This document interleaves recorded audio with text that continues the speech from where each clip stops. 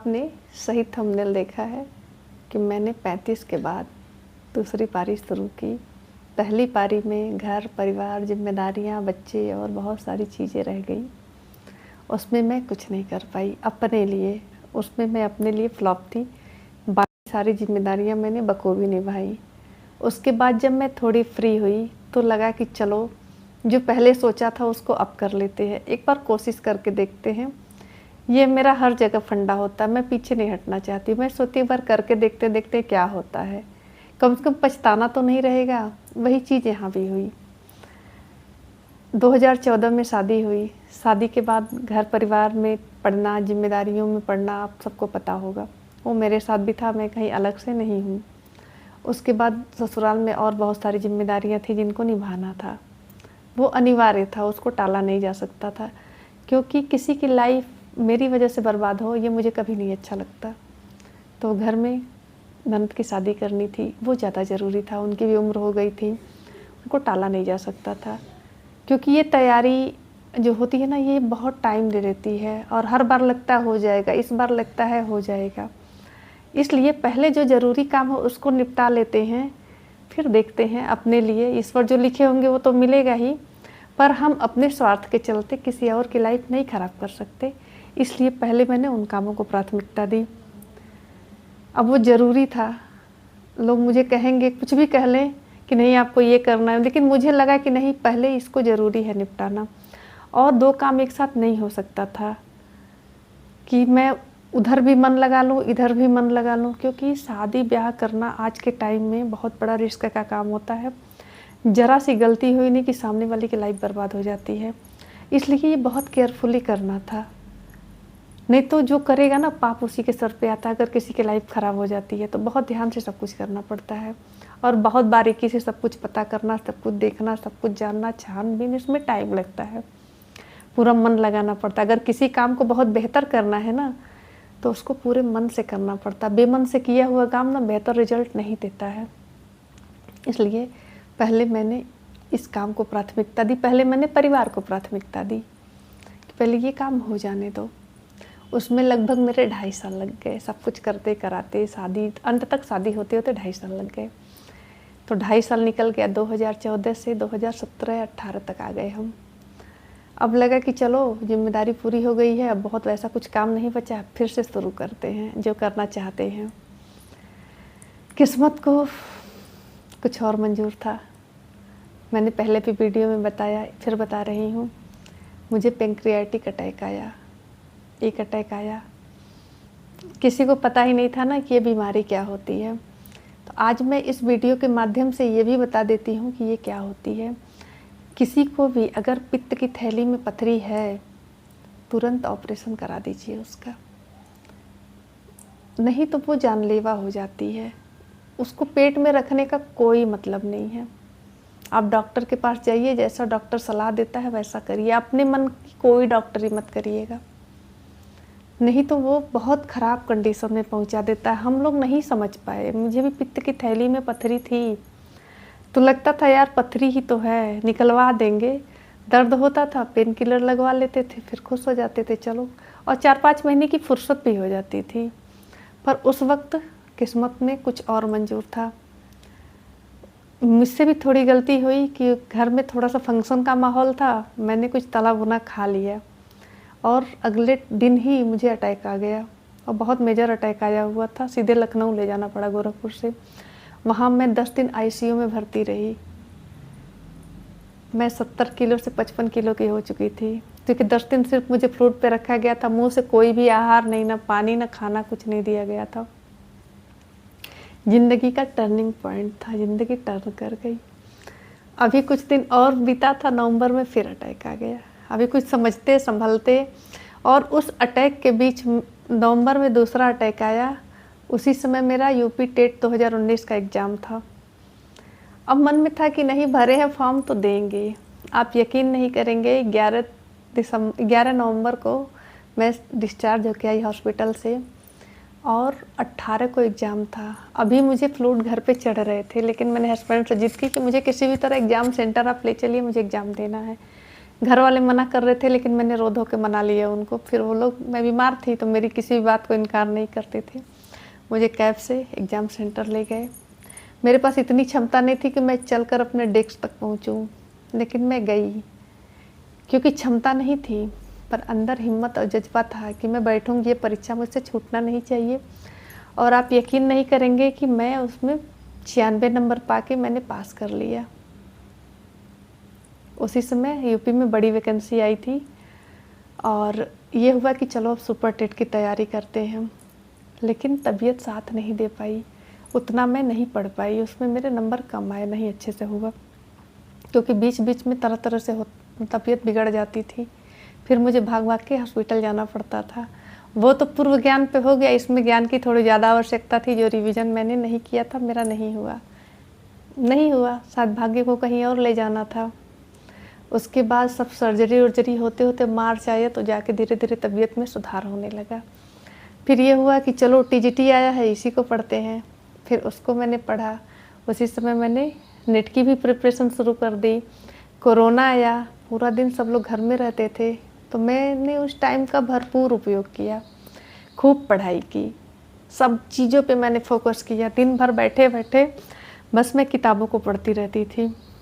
और आप कहते हैं ना कि जगह जगह का बहुत महत्व होता है। जब आपके पास एकांत होता है, कोई डिस्टर्ब करने वाला नहीं होता है, तो आप अपने मन से सारे काम कर पाते हैं। वही काम मैंने किया।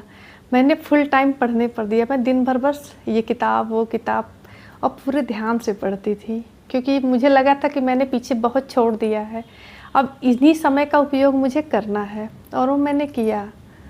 उसके बाद 2021 टीजीटी के लिए मैंने जी जान लगा दिया, लेकिन उसमें मेरा नहीं हुआ। फिर उसी के बाद नेट का एग्ज़ाम हुआ, उसको मैंने दिया, उसमें मेरा हो गया, JRF हो गया। थोड़ी खुशी मिली कि चलो मेहनत रंग लाई, कुछ सफलता तो मिली। नहीं टीजीटी JRF ही सही, इसी को लेके चलते हैं। उसके बाद फिर मैंने नवोदय का एग्ज़ाम दिया, उसमें भी मैं क्वालिफाई रही, इंटरव्यू तक पहुंची, लेकिन फाइनल सिलेक्शन नहीं हुआ। तो फिर मैं रिसर्च में एडमिशन ले ली कि अब बैठ के करेंगे क्या, इधर फेलोशिप भी मिल रही थी, तो रिसर्च में एडमिशन लेकर मैं रिसर्च करने लगी। और ये सब करते कराते 35 की एज मेरी हो चुकी थी। अभी मैं 35 प्लस हूँ। आप लोग पूछते हैं ना कि मेरी एज क्या है, तो मैं 35 प्लस हूँ, 40 अंडर हूँ। यही मेरी उम्र है। इसके बाद आप लोग अंदाज़ा लगा लीजिए। और लाइफ की दूसरी पारी शुरू हो गई। अब दूसरी पारी अपने मुताबिक थी, क्योंकि मैंने पहली पारी की सारी जिम्मेदारियां पूरी कर दी थी। अब मैं इस टाइम को थोड़ा अपने लिए यूज करना चाहती थी। जो काम मैं पहले नहीं कर पाई थी, उस काम को मैं अब करना चाहती थी, और मैंने किया भी, मैं कर भी रही हूँ। तो मैं बता रही हूँ कि अगर आप करना चाहें तो बस ठान लीजिए और पूरे मन से कोशिश करिए, आप ज़रूर जीत जाएंगे। जंगल में खरगोश और कछुआ दोनों में रेस हुआ, कछुआ जीता, खरगोश हारा। खरगोश इसलिए नहीं हारा कि वो सो गया, खरगोश इसलिए हारा कि उसे अपने पर ओवर कॉन्फिडेंस था कि मैं हर हाल में कछुए से जीत जाऊंगा, और वो पेड़ के नीचे लेटा और वहाँ उसको नींद आ गई। कछुआ इसलिए जीता क्योंकि वो निरंतर चलता रहा, धीरे धीरे करते करते उसने खरगोश को भी पछाड़ दिया। लाइफ में भी यही होता है, आप धीरे धीरे करते रहिए। हो सकता है आपको थोड़ी देर में सफलता मिले, पर मिलती ज़रूर है। साइकिल से जाने वाला भी अपने मंजिल पे पहुंचेगा, कार से जाने वाला भी पहुंचेगा, और पैदल चलने वाला भी पहुंचेगा। बस थोड़ा समय का फ़र्क होगा। तकलीफ़ें ज़्यादा हो सकती हैं, कार वाले को कम होगी, साइकिल वाले को थोड़ी कम होगी, पैदल चलने वाले को पैर में कांटे चुभ सकते हैं, ऊपर से धूप लग सकती है, लेकिन अगर वो चाह रहा है तो पहुंच तो वो भी जाएगा। तो आपको अपनी परिस्थिति के हिसाब से, अपनी योग्यता के हिसाब से, अपने सिचुएशन के हिसाब से अपने रास्ते का चयन करना है, और जितना हो सके उतना ही चलना है। किसी विद्वान ने कहा है कि अगर लेटे हैं तो उठ के बैठ जाइए, बैठे हैं तो खड़े हो जाइए, खड़े हैं तो धीरे धीरे चलिए, नहीं चल सकते हैं, नहीं उठ सकते हैं तो रेंगिए, अगर आप उठ के बैठ नहीं सकते, चल नहीं सकते, तो आप रेंगिए, लेकिन एक जगह स्थिर मत रहिए। मैंने पिछले 2 वीडियो में बताया कि एक जगह स्थिर नहीं, जगह बदलना बहुत ज़रूरी होता है।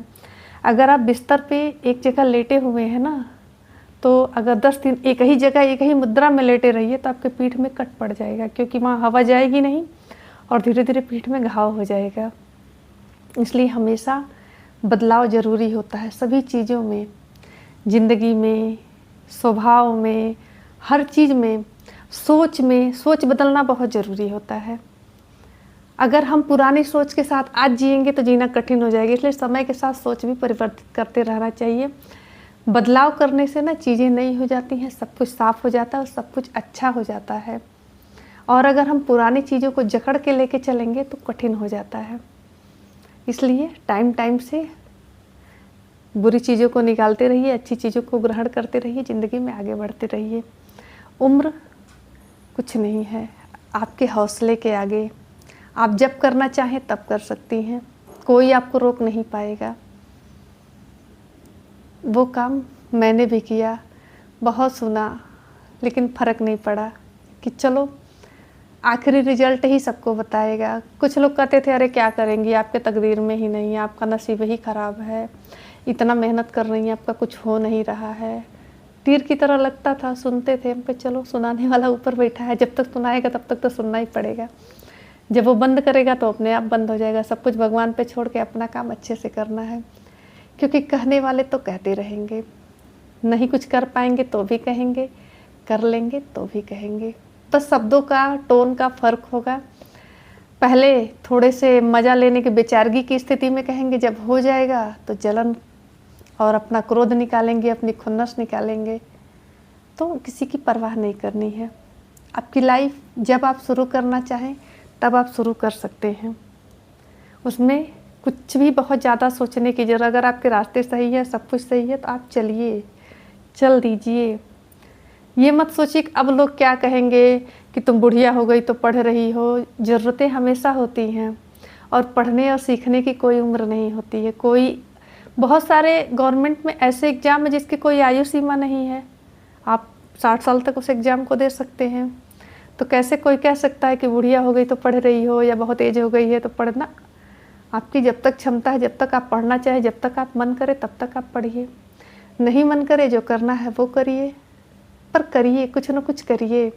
एकदम जड़ रहने से और कुछ अपडेट ना करने से चीज़ें ख़राब हो जाती हैं। मेरी एक फ्रेंड है जिसकी शादी गांव में हो गई, वो शहर में थी, तो वहाँ जाके वो रहने लगी। तो एक दिन मुझसे मिली तो कह रही, अरे यार वहाँ इतना टाइम नहीं मिलता है ना कि हम तो दिन तारीख भी भूल जाते हैं कि आज कौन सा दिन है और कौन सा तारीख है।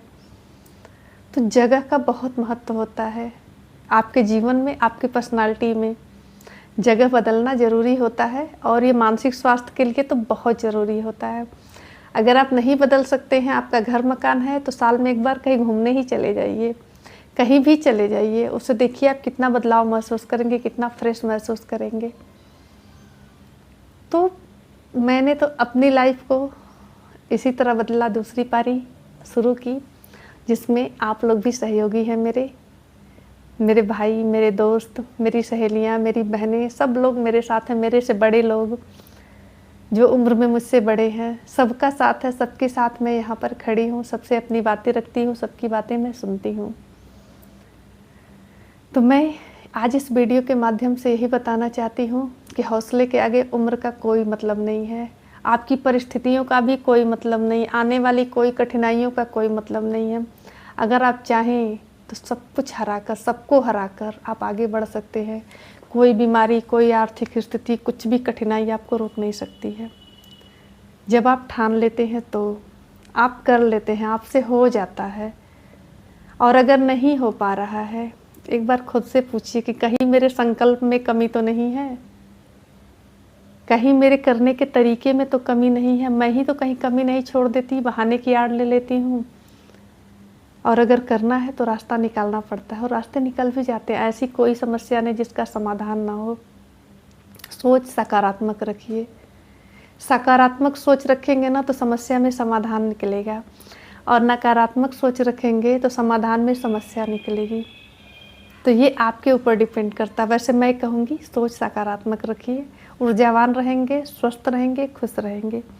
बाकी ये वीडियो कैसा लगा बताइएगा ज़रूर। मिलते हैं अगले वीडियो में, तब तक के लिए नमस्कार।